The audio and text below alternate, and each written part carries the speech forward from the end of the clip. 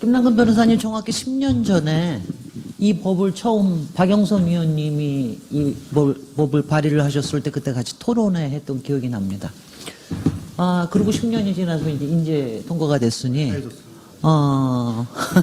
머리 하얘지셨고요. 저도, 솔직히 21대 국회에서 제 1호 법안으로 냈지만, 솔직히 이렇게 금방 통과가 되리라는 생각은 못했어요. 법사위에서 이거 통과될 때까지 제가 안 나온다, 뭐 이런 표현까지 썼는데, 어쩌다가 법사위 위원이 돼가지고 이런 역사적인 순간을 맞이해서 굉장히 기뻤습니다.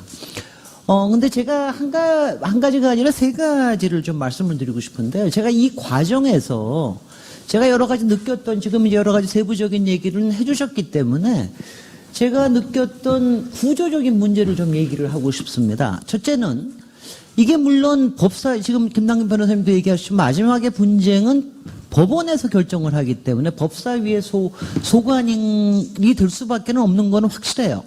그런데 과연 법무부에서 이 부분에 관심이 있었냐? 저는 전혀 없었다고 생각합니다. 법무부에서 일을 하는 거의 95%는 딴 데가 있습니다. 이거는 제가 보면 1, 2%? 뭐 이런 정도로 지금 어쩌다가 이번엔 정치적으로 이게 됐지만, 솔직히 법무부에서 이 법을 관장하지 않았더라면, 법사위에서 안 했더라면 저는 진즉 통과가 됐을지도 모른다는 생각을 할 정도입니다. 지금도 법무부 장관님께서도 나오셔서 답변하시고 그럴 때요, 굉장히 얕게 얘기를 하세요. 그러니까 이거는 왜 그러시냐, 얕게 얘기할 수밖에, 옆에 있는 국토부 차관이 더 잘 얘기를 하시거든요. 국토부 차관은 이거를 실무적으로 이걸 해야 되기 때문에 굉장히 열심히 이거를 전체적으로 파악을 하고 있고 이걸 합니다. 근데 왜 이렇게 이번에는 법무부하고 국토부하고 같이 일을 하는 것처럼 해가지고 이게 굉장히 복합적인 업무가 잘 되는 것처럼 돼 있지만, 왜 법무부가 이렇게 항상 위에 있으려고 그러느냐. 저는 이 부분에 대해서는 굉장히 유감으로 표현을 합니다. 제가 이번에 법사위의 활동이나 아니면 본회의에서 굉장히 여러 발언을 하는 와중에 이런 구조적인 문제를 제가 얘기한 게 꽤 많았는데, 제가 종부세도 마찬가지입니다. 기재위에서 이거를 윤호덕 위원장님 와 계신데 제가 얘기는 하겠습니다. 기재위에서 이거를 담당은 하지만, 솔직히 기재부에서 한 번이라도 종부세 올리는데 먼저 나선 적이 있습니까? 국회의원들이 아무리 해도 기재부에서 먼저 나선 적은 한 번도 없거든요. 그리고 이번에 법사위에 나와서 얘기할 때도 굉장히 소극적으로 얘기합니다.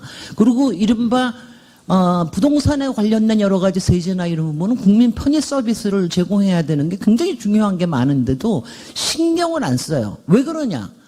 솔직히 종부세든 아니면 재산세에 관련된 것도 이런 부분이 전체 우리 세수에서 얼마나 차지하겠습니까?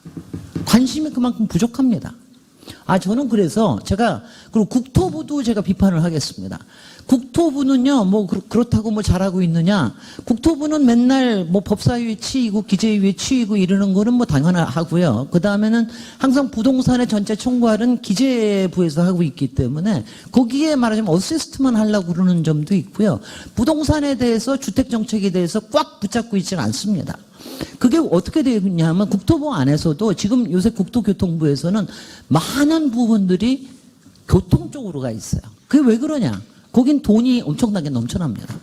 해야 되는 일들이 엄청나게 많기 때문에. 그래서 주택에 관련된, 왜냐하면 주택은요, 솔직히 열심히 일을 해도 일한 티도 잘 안 나고 크레딧을 잘 못 받습니다. 그러니까 좋은 사람들이 그쪽에 가려고 들지도 않고 하다 굉장히 어렵습니다. 그래서 저는 이런 문제가 이렇게 쌓여서, 그동안 물론 개발 시대라든가 부동산 시대에 여러 가지 문제도 있었지만, 이런 상부구조의 이런 문제도 굉장히 우리 그동안에 주택정책이 자리 잡지 못하고 그냥 부동산에만 쓸려다니는 이런 구조적인 문제가 있었던 게 아닌가. 저는 그런 문제의식을 굉장히 갖고 있습니다.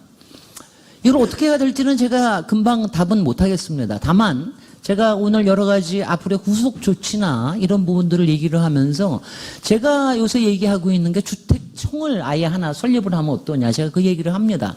이거는 이제 2016년에 14년인가 그랬을 겁니다. 처음 얘기 나온 건 노무현 참여정부 때 이게 처음으로 얘기가 나왔는데 그때 문제인식이 정확하게 이랬습니다. 주택을 짓지만 말고 주택을 잘 관리해서 복지 차원으로 주민들한테 서비스도 국민들한테 서비스로 가야 된다 해가지고 당시에는 복지부 쪽으로 이제 설치를 하는 걸 얘기를 했었는데 지금은 다시 이 논의를 시작해 봐야 된다고 생각을 합니다. 저는 복지부 쪽으로만 가는 거는 또 이것도 문제 있다고 생각이 되는 게 주택청이라는 게 주택을 짓는 일은 안 하지만 주택 정책의 총괄 그리고 여러 가지 시장들의 서로 간의 메커니즘 그다음에 임대주택에 대한 관리 공공 임대주택에 대한 공급 그다음에 거기에 들어가는 복지 서비스 또 표준임대료 상정 또 분쟁 조정위원회에 관련된 운영 지자체에 대한 말하자면 전체적으로 이제 네트워킹을 해주는 거라든가 이런 것들이 절대적으로 필요하다. 그래서 그 부분에 대한 부분도 저기 이번에만 끝이지 마시고요. 저랑 같이 또 토론회 한번 하시죠.